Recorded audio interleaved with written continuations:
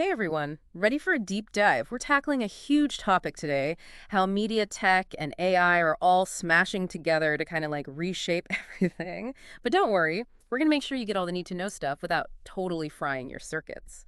We've got this awesome academic dialogue as our guide. It's all about these emerging trends in, hmm you know, media, digital, and AI literacy. And what I love is that it's not just like super techie jargon. It actually gives us like practical tips to stay ahead of the curve and to help us break it all down. We've got an expert here who's like amazing at seeing the big picture, connecting the dots, all that good stuff. You know what's really fascinating about this dialogue is it highlights how these three powerful forces, hmm media, digital technology, and AI, they're not separate anymore. They're totally intertwined. That's so true. And the dialogue starts off by just painting this picture Uh, of how fast things are changing. Like I was reading about XR technologies, VR, AR, mixed reality, and it's already changing the game. And it's not even just about like fancy gadgets anymore. It's about how we experience the world. Think about it. Personalized recommendations on your feed, AI generated art that looks like the real deal. It's kind of mind blowing. it really is. And think about how we even experience and interact with content. Remember that VR historical reenactment we were talking about? Yeah. You're immersed in this virtual world.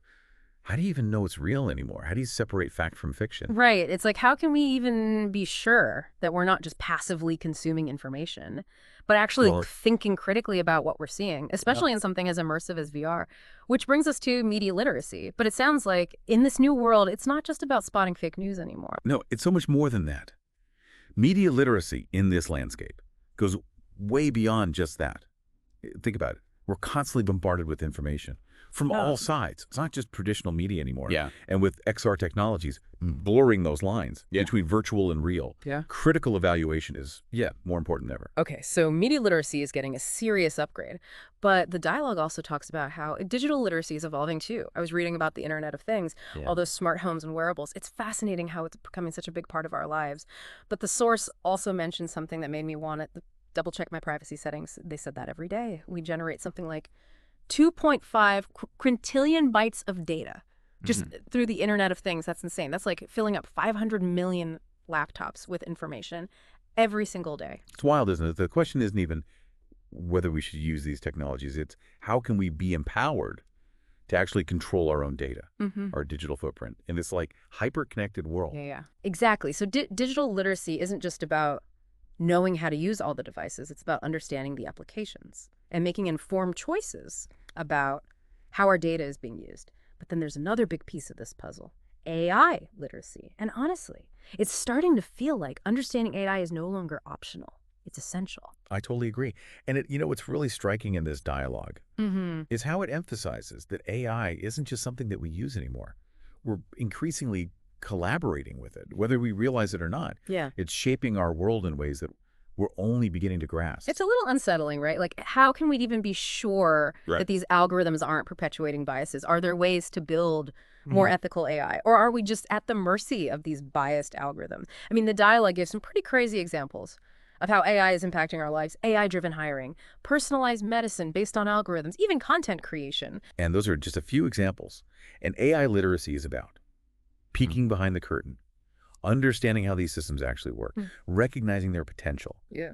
but also their limitations. Mhm. It's about understanding how data is used to train these systems, how algorithms are making decisions, and how to spot those potential biases that could lead to unfair discriminatory outcomes. Okay, so it's like AI literacy is becoming this essential skill for navigating this increasingly complex world Yeah. where AI is kind of woven into the fabric of our lives. Exactly. And it's not just about understanding the tech itself. It's about understanding the implications and being able to engage in those conversations. Yeah. It's about, Yeah. the ethics of AI and how it's being used. Absolutely. It's about being informed Yeah. and being empowered Mhm. to participate in shaping how AI is developed and used. Yeah, so it's like media literacy, digital literacy, AI literacy, they're all kind of converging Yeah. into this essential toolkit for navigating the future. It's the trifecta of literacy for the 21st century. I like that. The literacy trifecta. I'm going to use that. Just feel free.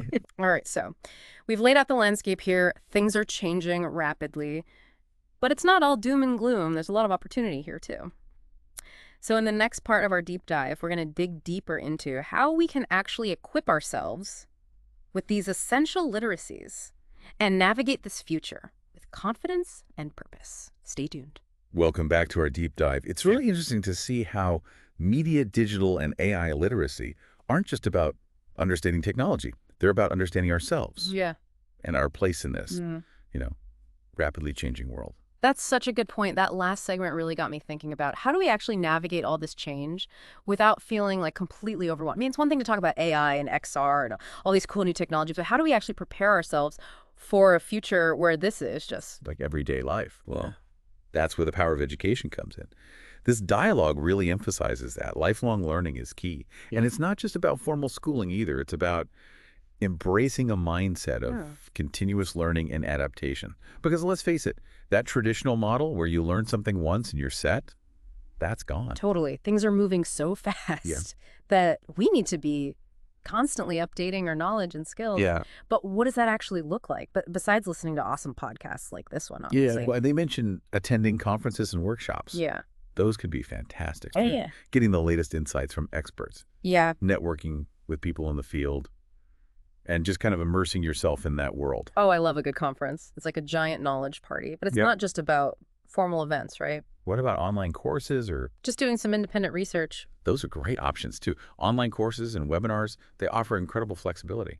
And you can find high quality content on pretty much anything these days. And don't underestimate the power of cold. You know, diving into research papers and articles on your own. Going straight to the source. You know me, always down for a good research rabbit hole. But what about books? I mean, we're talking about some serious academic thought leaders here. I bet they've got some incredible books. You're right. Books offer that deep dive, that nuanced analysis that you don't always get from shorter form content. And the dialogue also highlights the importance of active learning, engaging in discussions, trying out new tools and technologies, reflecting on your own experiences. It's about taking what you learn and making it your own. I love that. It's not just passively absorbing information. It's about actively applying it, experimenting with it, integrating it into your life. It's like knowledge without action is just potential. Exactly. And it's not just about individual growth either. The source really emphasizes the need for a collective effort here. It's about educators, policymakers, tech developers, and everyday citizens like us, all coming together to shape this future. That makes me think about how the source talks about diversity, equity, and inclusion in the tech world.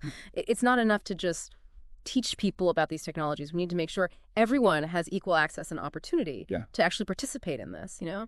Digital revolution. Absolutely. Representation matters.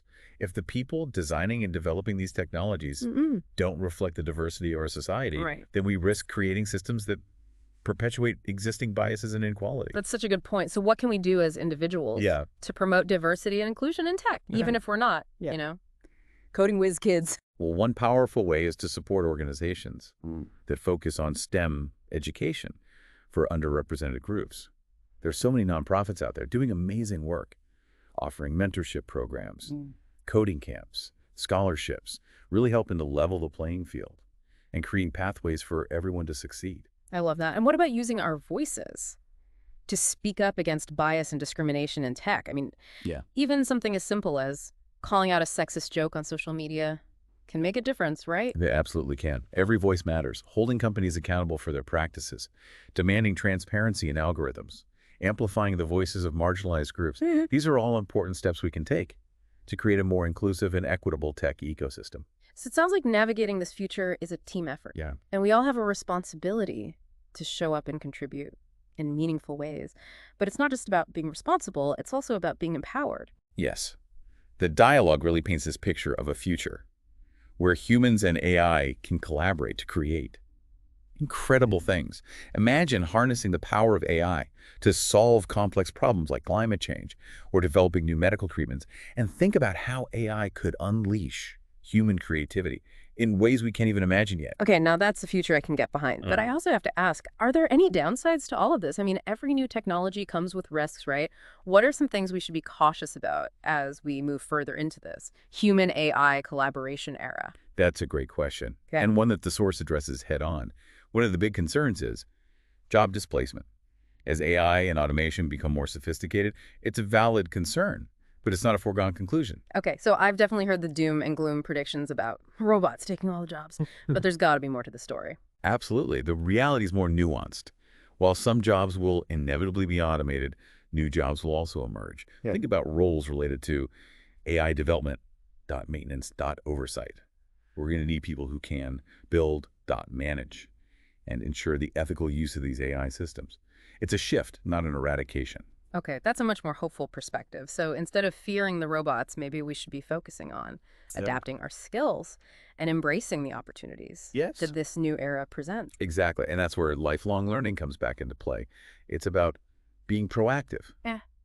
and identifying the skills Mm-hmm. that will be in demand Mm. in this future landscape and seeking out opportunities to develop those skills. So it's not just about passively consuming information, it's about actively shaping our own futures in this changing world. We have agency, we have choices, and we have the power to adapt and thrive. That's a great way to put it. And it's not just about individual careers either. Mm. We need to think about the broader societal impact Oh, of these technologies and work collectively Mm. to ensure that they're used for the benefit of all humankind. all right, we're back for the final part of our deep dive into the future of media, digital, and AI literacy. It's been quite a journey, exploring all these emerging trends and how they're kind of reshaping everything. Now it feels like we're reaching the summit, where we can see the big picture and really grasp what all this change means. It does feel like we've climbed a mountain of information. Yeah. We've talked about the challenges, the opportunities, the ethical dilemmas. It's a lot. It is, but instead of feeling overwhelmed, I'm actually feeling energized. It's like, okay, the world is changing fast, but we actually have the power to shape that change and create a future that's both innovative and equitable. I love that energy. Yeah. And this source material gives us some really practical tools and frameworks to do just that. Yeah. One thing that really stood out to me was the emphasis on collaboration. It's not just about humans and AI working together, but about different disciplines and sectors of society coming together to solve these complex challenges. Yes, we can't do this in silos. We need to break down those barriers and bring together diverse voices and perspectives to create solutions that work for everyone. I remember reading about the idea of a transdisciplinary approach. What does that even mean? It's a mouthful, I know, Right. but it's a really powerful concept. Transdisciplinary thinking means recognizing that media, digital, and AI literacy are all interconnected. We need to draw on insights from fields like education technology, ethics, sociology, even the arts, to fully understand the implications of these advancements. Wow, that's a big tent. So we're not just talking about tech skills anymore. It's also about critical thinking, empathy, creativity, and a deep understanding of human values. It's like weaving together all these different threads to create a tapestry of knowledge. That's beautiful. And it highlights the fact that technology is a tool. And like any tool, it can be used for good or for bad. The key is to make sure that human values are at the center of our technological development and that we're using these tools to create a future that benefits everyone. Makes sense. It's not about humans versus technology. It's about humans and technology working together to create something better than either could achieve alone. Exactly. And that's where the concept of co-creation comes in.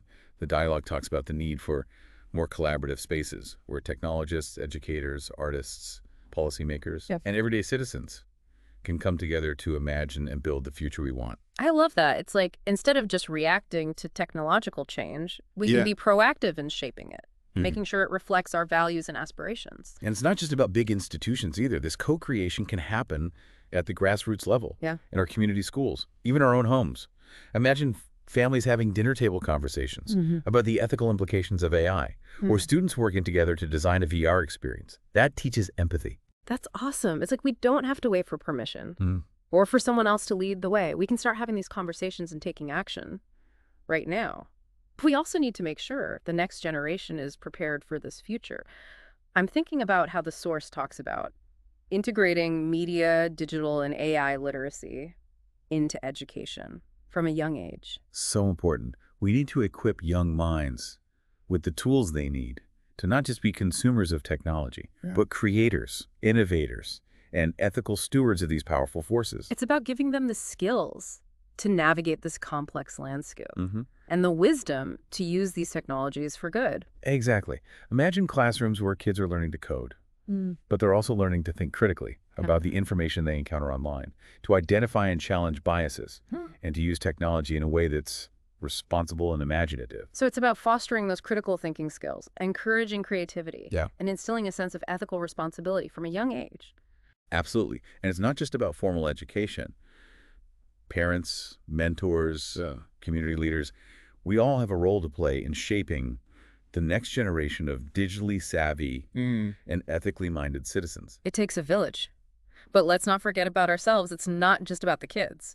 We all need to be lifelong learners when it comes to this Right. stuff. This source really drives home the point that learning is an ongoing process. Yeah. We need to be willing to adapt and evolve as technology advances. It's not about mastering a set of skills and then being done. It's about cultivating a mindset of curiosity, a Mm. willingness to experiment, and a commitment to lifelong learning. It's it. And remember, it's not just about acquiring knowledge. It's about putting that knowledge into action, Yeah. using it to make a difference in our communities and in the world. I love that. So it's not just about being tech savvy, it's about being human-centered, using technology as a tool for positive change, and creating a future that's both innovative and equitable. Beautifully said. I think that's a perfect way to wrap things up. As we finish this deep dive, I want to encourage you to think about what you've learned, share these insights with others, and most importantly, take action. What's one small step you can take today to become more media digital or AI literate? That's a great question. And remember, even small actions can have a ripple effect.